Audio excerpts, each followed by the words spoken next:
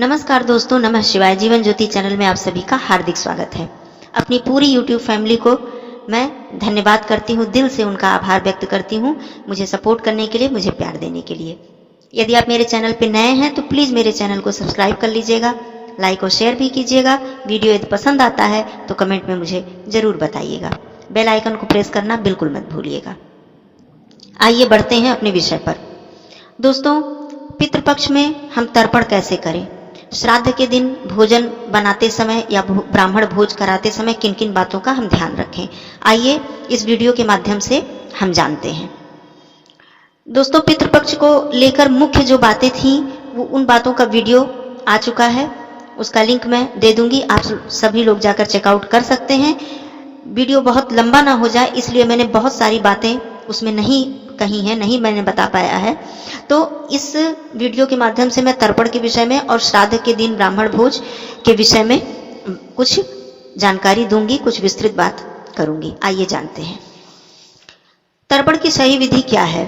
पितृपक्ष में अपने पूर्वज, अपने पितृ के देहांत की तिथि के दिन हम श्राद्ध करते हैं, परंतु प्रतिपदा तिथि से ही, आश्विन मास की कृष्ण पक्ष की प्रतिपदा तिथि से ही हम पितरों के निमित्त तर्पण करने का विधान है और हम करते हैं। आइए जानते हैं कि क्या क्या नियम हैं, कि कैसे तर्पण किया जाए और किन लोगों का तर्पण हम कर सकते हैं। माता पिता के अलावा, अपने दादी दादा के अलावा किन लोगों का तर्पण हम कर सकते हैं। तो दोस्तों, अपने माता पिता के अलावा अपने दादी दादा, परदादा परदादी, नानी नाना, चाचा ताऊ, भाई बहन, मौसा मौसी, गुरु और गुरु माता आदि की भी आत्मा की तृप्ति के लिए हम तर्पण कर सकते हैं। इससे हमें बहुत ही ज़्यादा पुण्य की प्राप्ति होती है और आशीर्वाद मिलता है। इसमें कोई भी आप भ्रम या दुविधा न पालें, ये बहुत ही पुण्य का काम है। आप उन्हें, उनकी आत्मा को तृप्त कर सकते हैं। तो सबसे पहले सुबह आप सूर्य भगवान को अर्घ्य अवश्य ही दें। वैसे तो रोज ही दें, लेकिन पितृपक्ष में जरूर सूर्य भगवान को अर्घ्य दें। उसके बाद स्नान वगैरह करके पहले सूर्य भगवान को अर्घ्य दें। फिर तर्पण के लिए दक्षिण दिशा की ओर मुख करके आप बैठ जाएं। अपने हाथ में जल, कुशा, अक्षत, पुष्प और काले तिल को लेकर दोनों हाथ जोड़कर अपने पितरों का ध्यान करते हुए उन्हें आमंत्रित करें और ओम पितृ देवताभ्यो नमः जप करते हुए आप कहें कि कृपया आकर मेरे द्वारा दिए गए जल को आप ग्रहण करें। इस तरह बहुत ही श्रद्धा से, बहुत ही प्रेम से आप उन्हें जल अर्पित करें। फिर पृथ्वी पर वो जल 5, 7 या 11 बार अंजलि से गिराएं। मान्यता यह है कि पितृपक्ष में परलोक गए हुए पूर्वजों को पृथ्वी पर अपने परिवार के लोगों से मिलने का अवसर प्राप्त होता है इस पितृपक्ष में, और वह पिंडदान, अन्न, जल ग्रहण करने की इच्छा से अपने संतानों के पास आते हैं। तो इन दिनों मिले अन्न और जल से पितृ को बहुत ही शक्ति मिलती है, बल मिलता है और वह परलोक में अपने सफर को तय कर पाते हैं तथा अपने परिवार को आशीर्वाद भी देते हैं। यदि वो संतुष्ट हैं, प्रसन्न हैं, तो हमें बहुत ही आशीर्वाद उनसे मिलता है। पितृपक्ष में तुलसी जी, आम के पेड़ पर और पीपल के पेड़ पर भी जल अवश्य देना चाहिए। सूर्य देवता को जल जरूर देना चाहिए, मैंने बताया ही है। यदि आपके पास श्राद्ध कर्म करने की क्षमता नहीं है, शक्ति नहीं है, रुपया पैसा नहीं है, तो आप उस तिथि के दिन, जिस तिथि में आपके पूर्वज का देहांत हुआ है, उस तिथि के दिन दोपहर में गाय को चारा खिलाते हुए निवेदन करें कि मैं अपने पिता, दादा, परदादा आदि को तृप्त करने में असमर्थ हूँ। आप समर्थ हैं, मेरे पास धन दौलत सामग्री नहीं है, लेकिन आपके लिए मेरी श्रद्धा बहुत है, कृपया आप मेरी श्रद्धा से तृप्त हों। ऐसा आप अपने पूर्वजों को दिल से नमन करते हुए बोलें, तो आपके पूर्वज जिस भी लोक में होंगे, जिस भी योनि में होंगे, वहां उन्हें सुख प्राप्त होगा और आपको आशीर्वाद अवश्य मिलेगा। मान्यता यह है कि श्राद्ध ग्रहण करने के लिए पितृ कौवे के रूप में भी हमारे घर में आते हैं। यदि उन्हें भोजन न मिले तो वे रुष्ट हो जाते हैं, इसलिए भोजन का प्रथम अंश कौवों को दिया जाता है। और वैसे भी 15 दिन पितृपक्ष में हमेशा ही कौवों को भोजन अवश्य ही देना चाहिए, स्वच्छ भोजन, साफ भोजन, जूठा ना हो। आइए बात करते हैं कि श्राद्ध के दिन हम क्या क्या नियम अपनाएं, क्या क्या करें। ये तो बात हो गई थी तर्पण की, अब हमें श्राद्ध के दिन हमें क्या करना चाहिए। सबसे पहले आप सुबह उठकर नित्य कर्म से निवृत्त होकर देव पूजा कर लें। उसके बाद पितृ पूजा जैसे कि तर्पण कर लें।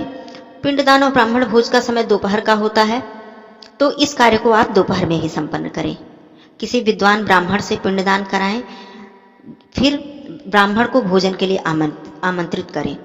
दोस्तों, आपकी जितनी सामर्थ्य हो, जितनी क्षमता हो, इसमें कोई बाध्यता नहीं है कि आप इतने ही भोजन को, जितने ब्राह्मण को आप भोजन करा सकते हैं, आपकी जितनी क्षमता हो आप उतने ब्राह्मण को भोजन कराएं।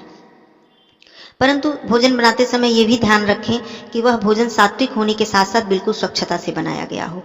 लहसुन प्याज का प्रयोग बिल्कुल न किया गया हो, और जब तक ब्राह्मण भोजन न कर ले तब तक आप स्वयं न खाएं, न ही वह किसी और को दें। सबसे पहले ब्राह्मण भोजन करने के बाद ही आप भोजन करें या किसी अन्य परिवार के सदस्य को दें। एक तरह से कह लें कि ब्राह्मण को भोजन जब तक न करा ले तब तक आप व्रत रखें। दोस्तों, व्रत रखने का अर्थ है कि आप किसी भी प्रकार के अन्न को ग्रहण न करें।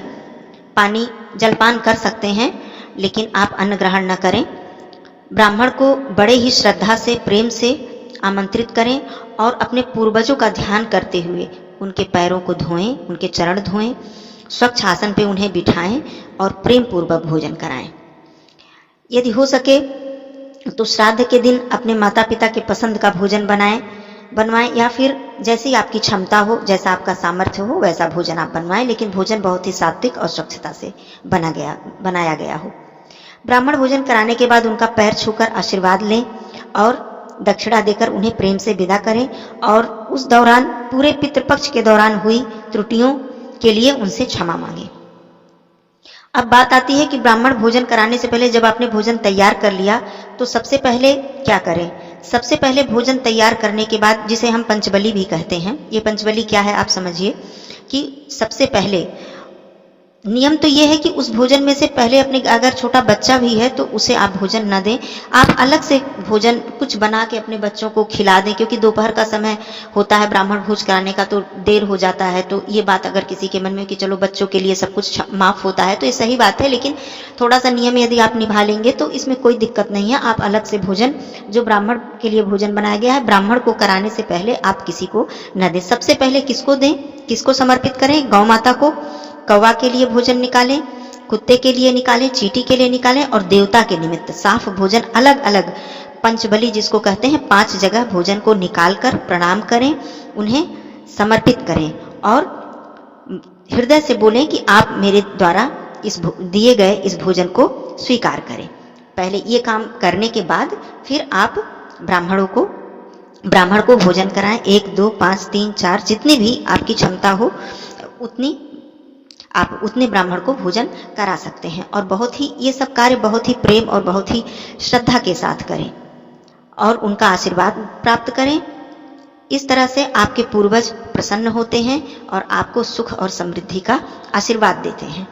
तो दोस्तों, इस वीडियो में तर्पण के विषय में और श्राद्ध के दिन भोजन के विषय में मैंने बातें बताई हैं। यदि कुछ बातें रह गई हों, आपके मन में कोई भी प्रश्न हो, तो आप कमेंट के माध्यम से मुझसे पूछ सकते हैं।